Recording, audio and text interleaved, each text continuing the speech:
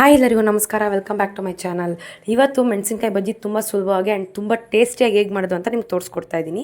ನೋಡಿ, ಈ ಥರ ನಾನು ಚಿಲ್ಲಿ ತೊಗೊಂಡಿದ್ದೆ. ಸೊ ಅದನ್ನು ನೀಟಾಗಿ ಒಳಗಡೆ ಇರೋ ಬೀಜ ಎಲ್ಲ ತೆಗೆದಿಟ್ಕೋಬೇಕು, ಇಲ್ಲಾಂದರೆ ಗ್ಯಾಸ್ಟ್ರಿಕ್ ಬರುತ್ತೆ. ಸೊ ಅದನ್ನೆಲ್ಲ ನೀಟಾಗಿ ಬಿಡಿಸಿಟ್ಕೊಂಡು ಎತ್ತಿಟ್ಕೊಂಡಿದ್ದೀನಿ ಕಟ್ ಮಾಡಿ. ಈ ಕಡೆ ನಾನು ಕಡಲೆ ಹಿಟ್ಟು 1 ಕಪ್ಪು ಮತ್ತು ಒಂದು ಅರ್ಧ ಸ್ಪೂನ್ ಇಲ್ಲ 1 ಸ್ಪೂನಷ್ಟು ಉಪ್ಪು ನಿಮ್ಮ ರುಚಿಗೆ ತಕ್ಕಷ್ಟು ನೋಡ್ಕೊಂಡು ಹಾಕ್ಕೊಳ್ಳಿ.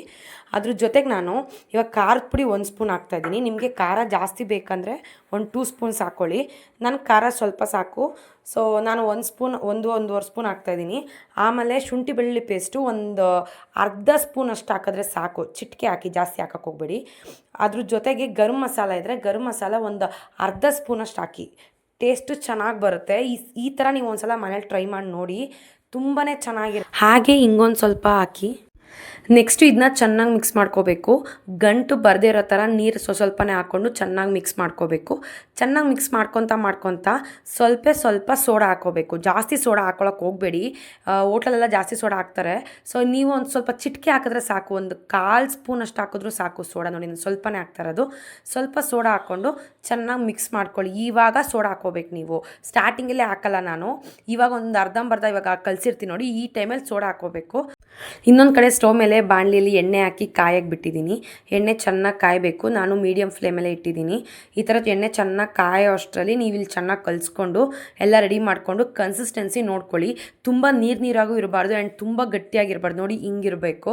ಈ ಥರ ಇದ್ದರೆ ಚೆನ್ನಾಗಿ ಬರುತ್ತೆ. ನೀವು ತುಂಬಾ ನೀರಾಗಿದ್ದರೆ ಅದು ಅಂಟ್ಕೊಳ್ಳಲ್ಲ. ಆವಾಗ ಈ ಥರ ಬಜ್ಜಿನ ನೀವು ಡಿಪ್ ಮಾಡಿದಾಗ ಈ ಥರ ಅಂಟ್ಕೋಬೇಕು. ಸೊ ಆವಾಗ ಕನ್ಸಿಸ್ಟೆನ್ಸಿ ಕರೆಕ್ಟಾಗಿದೆ ಅಂತ. ತುಂಬ ಗಟ್ಟಿಯಾಗಿದ್ರೂ ಚೆನ್ನಾಗಿರಲ್ಲ, ಹಸಿ ಸಿಗುತ್ತೆ ತಿನ್ನಬೇಕಾದ್ರೆ. ಸೊ ನೋಡಿ, ಈ ಥರ ತೊಗೊಂಡು ಹಿಂಗೆ ಬಿಡಬೇಕು. ಸೊ ಈ ಥರ ಬಿಟ್ಟಾಗ ನೋಡಿ, ಈ ಥರ ಚೆನ್ನಾಗೇ ತುಂಬ ಅಂದರೆ ತುಂಬ ಚೆನ್ನಾಗಿ ಬರುತ್ತೆ, ಗರ್ಗರಿಯಾಗಿರುತ್ತೆ. ಆ್ಯಂಡ್ ಇನ್ನೊಂದು ನಾನು ಇಷ್ಟು ಮಾಡಿಟ್ಟಿದ್ದೀನಿ.